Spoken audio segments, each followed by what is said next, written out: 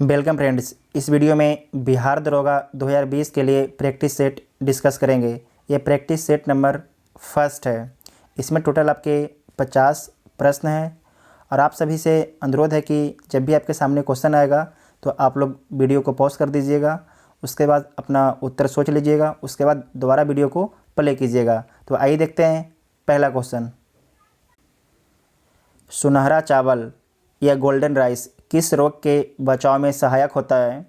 तो इसमें पहला ऑप्शन है गलगंड, पेलाग्रा, जीरोप्लेथेमिया, बेरीबेरी। तो इसका राइट आंसर हो जाएगा जीरोप्लेथेमिया। जिस व्यक्ति में विटामिन ए की कमी हो जाती है उस व्यक्ति को कहा जाता है कि आप सुनहरा चावल को खाइए। ठीक है। नेक्स्ट क्वेश्चन है मॉन्ट्रियल प्रोटोकॉल किससे संबंधित है?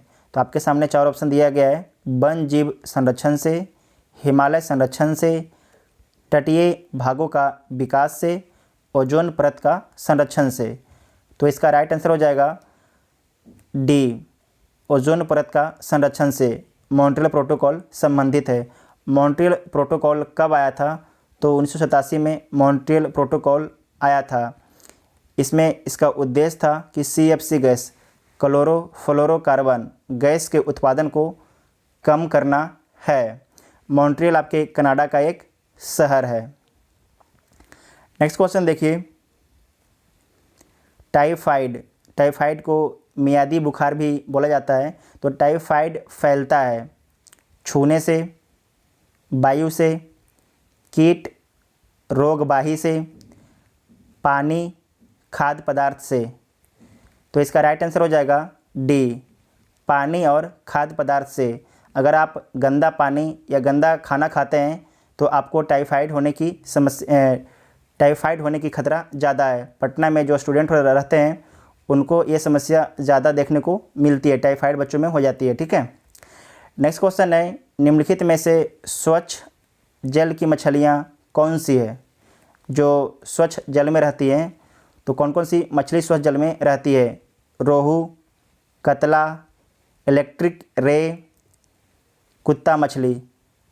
तो आपको याद रखना है इसमें रोहू और कतला ये जो आपके हैं स्वच्छ जल की मछली हैं। तो इसका राइट आंसर हो जाएगा ए और बी, जिसमें भी है इसका राइट आंसर हो जाएगा ए और बी। तो बी इसका राइट आंसर हो जाएगा। नेक्स्ट क्वेश्चन देखिए। वानिकी अनुसंधान संस्थान स्थित है। तो वानिकी अनुसंधान संस्थान कहाँ स्थित है? जबलपुर में, जोरहाट में, बेंगलुरु में, देहरादून में। तो इसका राइट आंसर हो जाएगा डी, देहरादून में। देहरादून में ही भारतीय सर्वेक्षण विभाग, भारतीय पेट्रोलियम संस्थान स्थित है। भारतीय मौसम वेधशाला कहाँ स्थित है? तो आपको याद रखना है पुणे में। कहाँ स्थित है? पुणे में। भाभा अनुसंधान संस्थान कहाँ स्थित है? तो ट्राम्बे में। याद रखिएगा, वेरी इंपॉर्टेंट है। नेक्स्ट क्वेश्चन है निम्नलिखित में से कौन सी पर्वत चोटी भारत में है? अन्नापूर्णा, मकालू, कामेट, नामचा, वरवा। तो इसका राइट आंसर हो जाएगा कामेट, सी इसका राइट आंसर हो जाएगा। कामेट की ऊंचाई कितनी है? 7756 मीटर। जो अन्नापूर्णा है ये किस देश में स्थित है? तो नेपाल में स्थित है। जो मकालू है नेपाल और चीन की सीमा पर स्थित है। जो पहले आपका तिब्बत था अब उसे चाइना ने अपने अंदर ले लिया है तिब्बत को, तो बोलेंगे नेपाल और चीन की सीमा पर स्थित है। जो नामचा बरुआ है ये चीन में स्थित है। नेक्स्ट क्वेश्चन देखिए। जापान के योकोहामा शहर में वर्ष 1994 में संयुक्त राष्ट्र सदस्य देशों का सम्मेलन जिस संदर्भ में किया गया वह है? तो किस संदर्भ में किया गया था? योकोहामा शहर में 1994 में संयुक्त राष्ट्र सदस्य देशों द्वारा एक सम्मेलन। तो प्राकृतिक आपदा नियंत्रण के लिए, पृथ्वी सम्मेलन के लिए, वैश्विक ताप वृद्धि के लिए, वन विनाश के लिए। तो इसका राइट आंसर हो जाएगा प्राकृतिक आपदा नियंत्रण के लिए। तो ए इसका राइट आंसर हो जाएगा। ठीक है। नेक्स्ट क्वेश्चन है भारतवर्ष का नून मती तेल शोधक कारखाना स्थित है? कहाँ स्थित है? बिहार में, महाराष्ट्र में, असम में, केरल में। वेरी इंपॉर्टेंट है, तो आपको याद रखना है कहाँ स्थित है, असम में। तो सी इसका राइट आंसर हो जाएगा। जो नूनमती तेल शोधक कारखाना है, इसकी स्थापना कब की गई थी? तो 7 जनवरी 1961 को। असम में एक तेल शोधक कारखाना और है जिसका नाम है डिगबोई तेल शोधक कारखाना। इसकी स्थापना कब की गई थी? डिगबोई तेल शोधक कारखाना की तो 1901 ईस्वी को। कभी कभी आपसे एग्ज़ाम में पूछा जाता है कि भारत का सबसे बड़ा तेल शोधक कारखाना कहाँ स्थित है, तो आपको याद रखना है जामनगर, गुजरात। और इसे रेगुलेट कौन करता है, इसे चलाता कौन है? तो रिलायंस इंडस्ट्री द्वारा इसे संचालित किया जाता है। नेक्स्ट क्वेश्चन देखिए, गुलबदन बेगम ने किसके कहने पर हुमायूंनामा लिखा था? किसके कहने पर जो है गुलबदन बेगम ने हुमायूंनामा लिखा था? तो हुमायूं के कहने पर, अकबर के कहने पर, जहांगीर के कहने पर, औरंगजेब के कहने पर। तो इसका राइट आंसर हो जाएगा अकबर के कहने पर गुलबदन बेगम ने हुमायूंनामा लिखा था। तो बी इसका राइट आंसर हो जाएगा। ठीक है, हुमायूंनामा में मुग़ल बादशाह हुमायूं की जो है जीवनी लिखी हुई है। नेक्स्ट क्वेश्चन देखिए, सिरी शहर और सिरी दुर्ग का निर्माण किसने करवाया था? शेर शाह सूरी ने, फिरोज शाह तुगलक ने, अलाउद्दीन खिलजी ने, इल्तुतमिश ने। तो आपको याद रखना है सिरी शहर और सिरी दुर्ग का निर्माण जो है अलाउद्दीन खिलजी ने करवाया था। तो सी इसका राइट आंसर हो जाएगा। सिरी जो शहर है, सिरी दुर्ग, इसका निर्माण कब किया गया था? तो 1303 ईस्वी में किया गया था। कभी कभी आपसे एग्जाम में पूछा जाता है कि जो अलाउद्दीन खिलजी है, ये चित्तौड़ पर विजय कब प्राप्त किया था? तो 1303 ईस्वी में। कब प्राप्त किया था? 1303 ईस्वी में। नेक्स्ट, अकबर के 1567 ईस्वी में चित्तौड़ आक्रमण के समय वहाँ का शासक कौन था?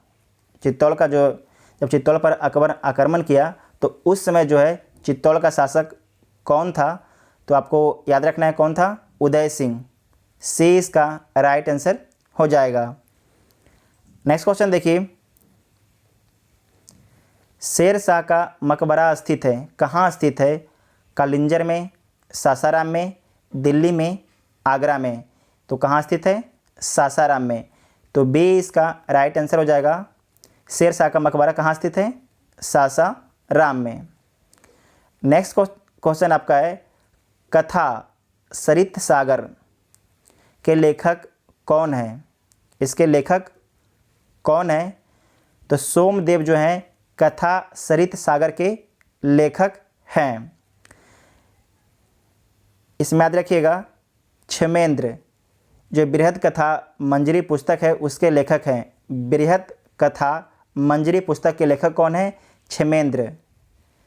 जो विशाख दत्त हैं, इनके द्वारा मुद्रा राक्षस और देवी चंद्र गुप्तम लिखा गया है। ठीक है, नेक्स्ट क्वेश्चन देखिए, गुप्तकालीन प्रथम गणितज्ञ व खगोल शास्त्री कौन था? तो कौन था? आर्यभट्ट।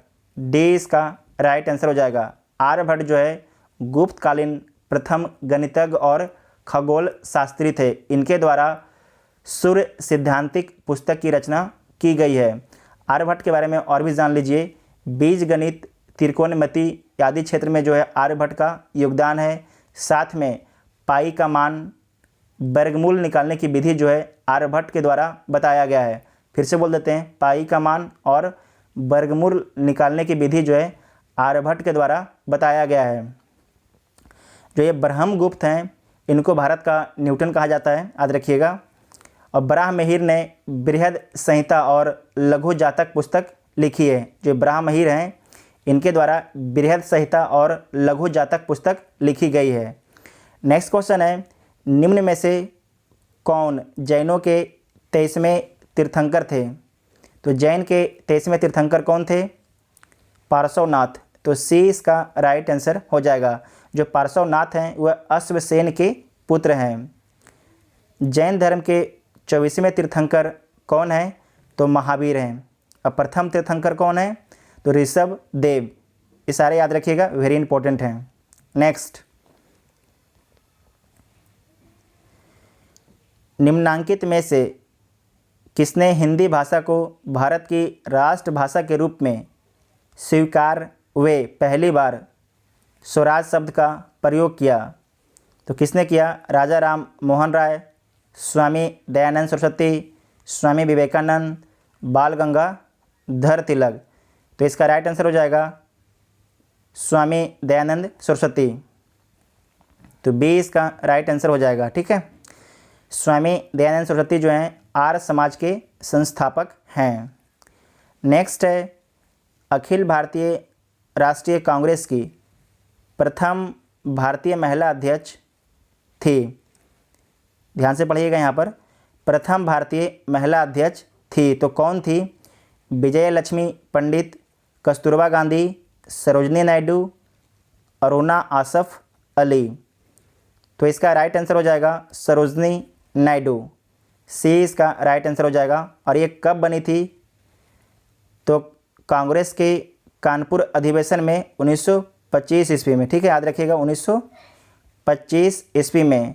अगर पूछ देगा आपसे एग्ज़ाम में कि प्रथम कांग्रेस की महिला अध्यक्ष कौन थी, तो आपको याद रखना है एनी बेसेंट। कौन थी? Annie Besant. एक क्वेश्चन और याद रखिएगा कि अगर पूछ देगा कि कांग्रेस की तीसरी महिला अध्यक्ष कौन थी, तो नली सिनेन गुप्ता। नली सिनेन गुप्ता। और ये कब बनी थी? 1933 ईस्वी में, कलकत्ता अधिवेशन में। नेक्स्ट, रविंद्रनाथ टैगोर ने नाइटहुड की उपाधि क्यों लौटा दिया? गांधी जी की रिहाई के लिए, जलियांवाला बाग हत्याकांड के विरोध में, खिलाफत आंदोलन के कारण, असहयोग आंदोलन के कारण। तो इसका राइट आंसर हो जाएगा बी। जलियांवाला बाग हत्याकांड के विरोध में रविंद्रनाथ टैगोर ने नाइटहुड की उपाधि लौटा दी। साथ में महात्मा गांधी, केसर ए हिंद और जमुनालाल बजाज राय बहादुर की उपाधि वापस कर दी जलियांवाला बाग हत्याकांड के विरोध में। नेक्स्ट, 1937 ईस्वी में कांग्रेस मंत्रिमंडल कितने प्रांतों में बने? जो कांग्रेस मंत्रिमंडल है कितने प्रांत में बने थे? तो आपको याद रखना है 8 प्रांत में। तो सी इसका राइट आंसर हो जाएगा। कभी कभी आपसे एग्जाम में पूछा जाता है कि बंगाल में कृषक प्रजा पार्टी के जो हैं प्रधानमंत्री कौन बने थे? तो फजलुल हक। कौन बने थे? फजलुल हक। नेक्स्ट क्वेश्चन है, भारतीय मुस्लिम लीग की स्थापना किस वर्ष में हुई थी? तो कब हुई थी? 1885 ईस्वी में, 1905 ईस्वी में, 1906 ईस्वी में, 1907 ईस्वी में। तो इसका राइट आंसर हो जाएगा 1906 ईस्वी में। सी इसका राइट आंसर हो जाएगा। और कहाँ हुई थी? तो आज के बांग्लादेश के ढाका में। ठीक है, किसके द्वारा इसकी स्थापना की गई थी? तो सलीम मुल्ला और आगा खां के द्वारा भारतीय मुस्लिम लीग की स्थापना की गई थी। 1885 ईस्वी में जो है कांग्रेस की स्थापना की गई थी। नेक्स्ट क्वेश्चन, प्रार्थना समाज के संस्थापक कौन थे? तो महादेव गोविंद रानाडे, ईश्वर चंद्र विद्यासागर, ज्योतिबा राव फुले, राजा राम मोहन राय। तो इसका राइट आंसर हो जाएगा महादेव गोविंद रानाडे। तो ए इसका राइट आंसर हो जाएगा। प्रार्थना समाज की जो स्थापना है 2 व्यक्ति किए थे। एक तो आपका हो गया महादेव गोविंद रानाडे, दूसरा व्यक्ति थे आत्माराम पांडुरंग। ठीक है, कभी कभी आपसे एग्जाम में भी पूछता है कि प्रार्थना समाज की जो स्थापना की गई थी किसकी प्रेरणा से की गई थी? तो केशव चंद्र सेन की प्रेरणा से की गई थी। नेक्स्ट क्वेश्चन देखिए, गांधी जी की दांडी यात्रा का प्रारंभ किस तारीख और वर्ष है? आपसे एग्जाम में पूछ रहा है कि गांधी जी की दांडी यात्रा का प्रारंभ किस तारीख और वर्ष से है? तो आपको याद रखना है 12 मार्च 1930 से। तो बी इसका राइट आंसर हो जाएगा। और कहाँ से गांधी जी की दांडी यात्रा प्रारंभ हुई थी? तो साबरमती आश्रम से, साबरमती आश्रम से। अच्छा, गांधी जी जो है डांडी कब पहुँचे थे? तो 5 अप्रैल 1930 को जो है गांधी जी डांडी पहुँचे थे और 6 अप्रैल को गांधी जी जो है नमक कानून को तोड़कर सविनय अवज्ञा आंदोलन को प्रारंभ किए थे। ये बीपीएससी का पूछा हुआ प्रश्न है, ठीक है। नेक्स्ट क्वेश्चन देखिए, वर्ष 2011 की जनगणना के अनुसार भारत में न्यूनतम जनसंख्या घनत्व राज्य है ने कहाँ पर जो है न्यूनतम जनसंख्या घनत्व है? किस राज्य में? नागालैंड में, अरुणाचल प्रदेश में, मणिपुर में, सिक्किम में। तो इसका राइट आंसर हो जाएगा अरुणाचल प्रदेश में। कितना है? 17 व्यक्ति जो आपका है प्रति वर्ग किलोमीटर है। अगर आपसे एग्जाम में पूछ दे कि सबसे अधिक जो है घनत्व वाला राज्य कौन है, तो बिहार है। कौन है? बिहार। यहाँ पर आपके 11 से 6 व्यक्ति जो है प्रति वर्ग किलोमीटर निवास करते हैं। नेक्स्ट क्वेश्चन देखिए, अंतर्राष्ट्रीय मुद्रा कोष का वित्तीयन किसके द्वारा किया जाता है? मतलब जो अंतर्राष्ट्रीय मुद्रा कोष है इसको पैसा किसके द्वारा दिया जाता है? तो आपको याद रखना है अंतर्राष्ट्रीय मुद्रा कोष के सदस्यों के द्वारा। तो डी इसका राइट आंसर हो जाएगा। अंतर्राष्ट्रीय मुद्रा कोष को बोलते हैं इंटरनेशनल मॉनेटरी फंड, ठीक है। इसकी स्थापना कब की गई थी? तो 27 दिसंबर 1945 को। इसका हेडक्वार्टर कहाँ पर है? तो न्यूयॉर्क में। और इंटरनेशनल मॉनेटरी फंड जिसको बोलते हैं IMF, इसमें टोटल कितने मेंबर हैं? तो 189 मेंबर है। मेंबर जरूर याद रखिएगा, एग्जाम में पूछा जाता है। नेक्स्ट, बेरोजगारी व मुद्रास्फीति की संयुक्त घटक कहलाती है। क्या कहलाती है? मुद्रा संकुचन, विस्फीति, स्टैगफ्लेशन, स्क्यूफ्लेशन। तो इसका राइट आंसर हो जाएगा स्टैगफ्लेशन बोलते हैं, ठीक है। सी इसका राइट आंसर हो जाएगा। मुद्रास्फीति को क्या बोलते हैं? इन्फ्लेशन, मतलब महंगाई बोलते हैं, ठीक है। नेक्स्ट, बैंक दर को बढ़ाने का प्रभाव कम हो जाएगा यदि SLR बढ़ा दी जाए, CRR बढ़ा दी जाए, CRR कम कर दी जाए, A और B दोनों। तो इसका राइट आंसर हो जाएगा CRR कम कर दी जाए, कैश रिजर्व रेशियो, ठीक है। कैश रिजर्व रेशियो अगर कम कर देंगे तो बैंक दर को बढ़ाने का प्रभाव जो है कम हो जाएगा, ठीक है। नेक्स्ट क्वेश्चन देखिए, निम्न सार्वजनिक उपक्रम में से कौन सा महारत्न नहीं है? जो कंपनी दिया गया 4 गो, इसमें कौन सा आपके जो है महारत्न कंपनी नहीं है? भेल, गेल, सेल, BSNL। तो इसका राइट आंसर हो जाएगा BSNL जो आपका है महारत्न कंपनी नहीं है। BSNL मिनी रत्न कंपनी है। कौन कंपनी है? मिनी रत्न। अच्छा, वर्तमान में भारत में कितने महारत्न कंपनियां हैं? तो 10 महारत्न कंपनियां हैं। नेक्स्ट क्वेश्चन देखिए, निम्न में से बहुआयामी गरीब सूचकांक के संबंध में गलत है। कौन जो आपके हैं गलत है? तो सूचकांक के 3 आयाम स्वास्थ्य, शिक्षा और जीवन स्तर है, तो ये आपके सही है। सूचकांक में प्रत्येक आयाम को समान भार दिया गया है, तो ये भी सही है। सूचकांक में 10 प्राचल शामिल हैं, तो ये भी सही है। प्रत्येक प्राचल को समान भार दिया गया है, तो ये गलत है, ठीक है। तो डी इसका राइट आंसर हो जाएगा। अगर आपसे पूछा जाता है कि गरीब व्यक्ति गांव में कौन होता है, तो जो व्यक्ति प्रतिदिन 2400 कैलोरी से कम खाना कंज्यूम करता है तो उसे गरीब व्यक्ति माना जाता है। और शहर में अगर 2100 कैलोरी से कम खाना कंज्यूम करता है जो भी व्यक्ति, उसे गरीब माना जाता है शहर में, ठीक है। तो नेक्स्ट क्वेश्चन देखिए, भारतीय नियोजन के वास्तुकार कौन थे? तो जो भारतीय नियोजन के वास्तुकार हैं उनका नाम है पंडित जवाहरलाल नेहरू। तो डी इसका राइट आंसर हो जाएगा। भारतीय नियोजन समिति की स्थापना कब की गई थी? तो 1938 ईस्वी में। कब की गई थी? 1938 ईस्वी में। केसी नियोगी के सिफारिश पर, याद रखिएगा केसी नियोगी के सिफारिश पर। नेक्स्ट क्वेश्चन देखिए, निम्न में से उनकी पहचान करें जो रिजर्व बैंक का कार्य नहीं है। तो वित्तीय विनियमन, भंडारण का संरक्षण करना ये रिजर्व बैंक का काम है। करेंसी जारी करना ये भी रिजर्व बैंक का काम है। जनता से प्राप्त जमाओं पर ब्याज देना, ये नहीं है। तो सी इसका राइट आंसर हो जाएगा। और डी क्या है, नगद आरक्षण का संरक्षण करना, तो ये भी काम है आरबीआई का। ठीक है, साथ में आपको ये भी याद रखना है कि आर्थिक समीक्षा रिपोर्ट कौन जारी करता है। फिर से बोलते हैं, आर्थिक समीक्षा रिपोर्ट कौन जारी करता है, तो कौन जारी करता है, वित्त मंत्रालय जो है आर्थिक समीक्षा रिपोर्ट जारी करती है। नेक्स्ट क्वेश्चन है, तिलहन के उत्पादन में वृद्धि का कारण है, क्या कारण है, श्वेत क्रांति, पीली क्रांति, नीली क्रांति, भूरी क्रांति। तो पीली क्रांति जो है तिलहन के उत्पादन में वृद्धि का कारण है, तो बी इसका राइट आंसर हो जाएगा। श्वेत क्रांति जो है दूध से संबंधित है, दूध उत्पादन से। अच्छा, गरीबों का दूध किसे बोला जाता है, तो जो दाल को गरीबों का दूध बोला जाता है।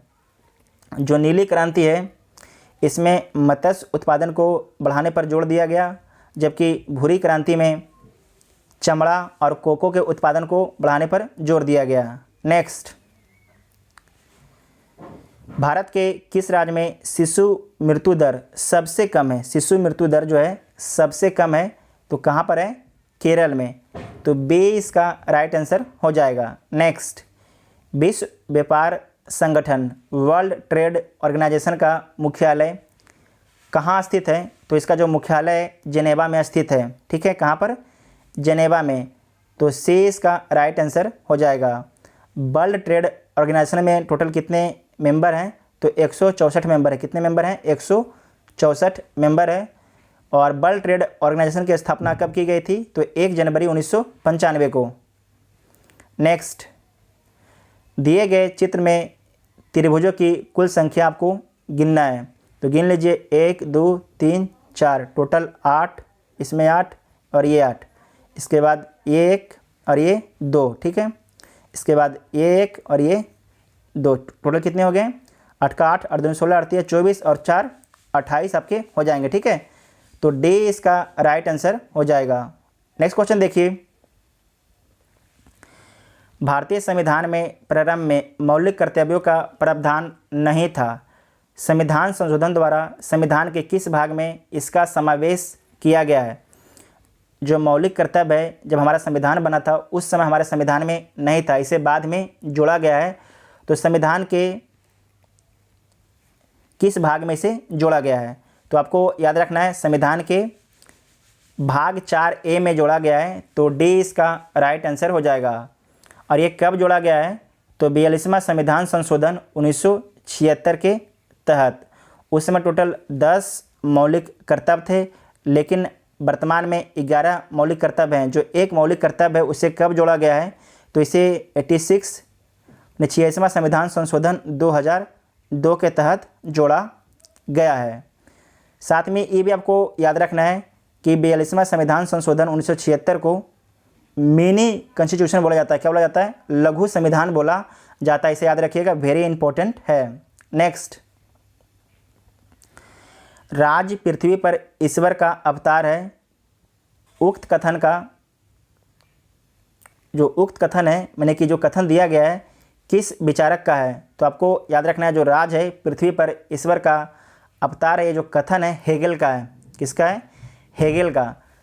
तो ए इसका राइट आंसर हो जाएगा। नेक्स्ट, संविधान सभा में उद्देश्य प्रस्ताव प्रस्तुत किया गया, तो कब प्रस्तुत किया गया, 13 दिसंबर 1946 को संविधान सभा में उद्देश्य प्रस्ताव प्रस्तुत किया गया। और किसके द्वारा प्रस्तुत किया गया, तो जवाहरलाल नेहरू के द्वारा प्रस्तुत किया गया। साथ में ये भी आपको याद रखना है जो उद्देश्य प्रस्ताव है, इसे संविधान का आत्मा एवं दर्शन कहा जाता है। संविधान की कुंजी उद्देश्य का और प्रस्तावना को बोलते हैं संविधान की कुंजी। साथ में आपको यहाँ पर ये भी याद रखना है कि 42वां संविधान संशोधन 1976 के तहत संविधान में 3 शब्द जोड़े गए हैं। कौन कौन शब्द जोड़े गए हैं, पहला है समाजवादी, दूसरा है धर्मनिरपेक्ष और तीसरा है अखंडता। ये तीनों शब्द आपको याद रखना है, वेरी वेरी इंपॉर्टेंट है। इसका पहले जब बिहार दरोगा का पीटी हुआ था उसमें ये क्वेश्चन पूछा गया था। ठीक है, नेक्स्ट, स्वाधीनता आंदोलन के दौरान पूर्ण स्वराज के लक्ष्य की घोषणा किस वर्ष की गई, तो 1919 ईस्वी में, 1929 ईस्वी में, 1935 ईस्वी में, 1947 ईस्वी में। तो कब की गई? 1929 ईस्वी में। तो बी इसका राइट आंसर हो जाएगा। नेक्स्ट, संविधान सभा के प्रथम अध्यक्ष कौन थे? तो सच्चिदानंद सिन्हा जो हैं संविधान सभा के प्रथम अध्यक्ष थे। तो बी इसका राइट आंसर हो जाएगा। सच्चिदानंद जो सिन्हा थे ये अस्थाई अध्यक्ष थे, जबकि अस्थाई अध्यक्ष डॉक्टर राजेंद्र प्रसाद को बाद में बनाया गया। संविधान सभा का गठन कब हुआ था? तो नवंबर 1946 को जो है संविधान सभा का गठन किया गया था। पहली बैठक कब हुई थी? तो 9 दिसंबर 1946 ईस्वी को। साथ में ये भी याद रखिएगा, वेरी इंपॉर्टेंट है, कि संविधान सभा के अस्थाई उपाध्यक्ष कौन थे? तो हरीश चंद्र मुखर्जी। फिर से बोल देते हैं, वेरी इंपॉर्टेंट है। संविधान सभा के अस्थाई उपाध्यक्ष कौन थे? तो हरीश चंद्र मुखर्जी। भारतीय संविधान को जो है वकीलों का स्वर्ग बोला जाता है। ये कितना बार आपको क्वेश्चन में देखने को मिला होगा कि किस संविधान को जो है वकीलों का स्वर्ग बोला जाता है? तो भारतीय संविधान को जो है वकीलों का स्वर्ग बोला जाता है। नेक्स्ट,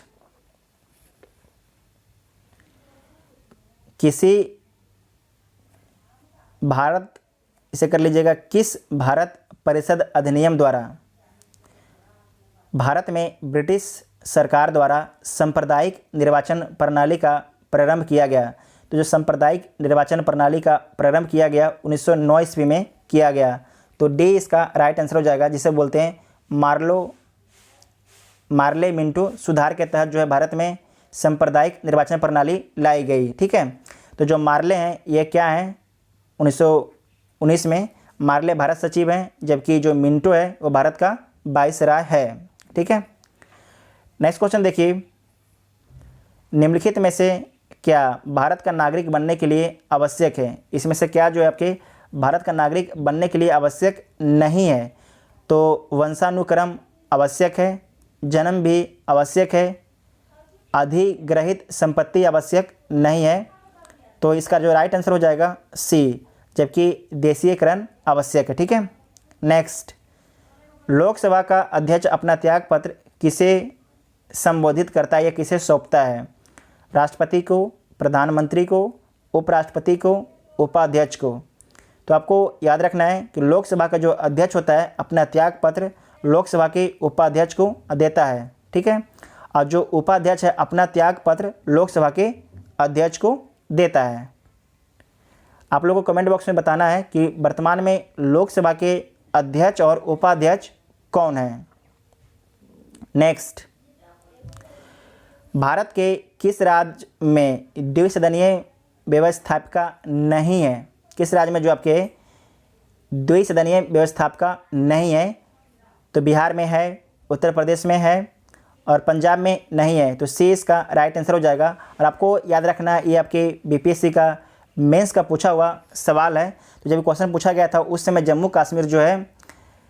जम्मू कश्मीर में द्विसदनीय व्यवस्था था, लेकिन अब नहीं है। ठीक है, तो उसके आधार पर आंसर आपके सी हो जाता है, लेकिन अब के आधार पर जो है पंजाब और जम्मू कश्मीर दोनों आपके गलत हैं। ठीक है, तो आपको याद रखना है जो द्विसदनीय व्यवस्था है भारत के 6 राज्यों में है। ये कौन कौन राज्य है इसे आप लोग लिख लीजिए, वेरी इंपॉर्टेंट हैं। ठीक है, पहला आपके हैं उत्तर प्रदेश, दूसरा है कर्नाटक, तीसरा है महाराष्ट्र, चौथा आपका है बिहार, पांचवा आंध्र प्रदेश और छठा तेलंगाना है। ठीक है, नेक्स्ट, कौन से मूल अधिकार केवल भारतीय नागरिकों के लिए उपलब्ध है? वेरी वेरी इंपॉर्टेंट है। 15 अनुच्छेद 15, 16, 19, 29, 15, 16, 19, 24, 14, 19, 29, 30, 14, 16, 21, 25। तो आपको याद रखना है 15, 16, 19, 29 ये केवल आपके भारतीयों के लिए। इसमें एक और जोड़ दीजिएगा 30। तो 1, 2, 3, 4, 5 जो है केवल भारतीयों के लिए ये अधिकार है, मूल अधिकार जो है केवल भारतीयों के लिए है। ठीक है, नेक्स्ट, सत कथन चुनिए। इसमें से कौन सा कथन आपके जो है सत्य है? देख लीजिए, राज्यसभा में 11 सदस्यों को राष्ट्रपति मनोनीत करते हैं, तो ये गलत है। 11 सदस्य को नहीं, कितने 12 सदस्य को जो है राष्ट्रपति मनोनीत करते हैं, तो पहला तो गलत हो गया।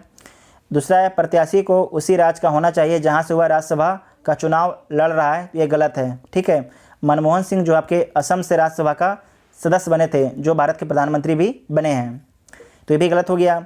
राज्यसभा को भंग किया जा सकता है, तो ये भी गलत है। राज्यसभा जो है कभी भंग नहीं होता है।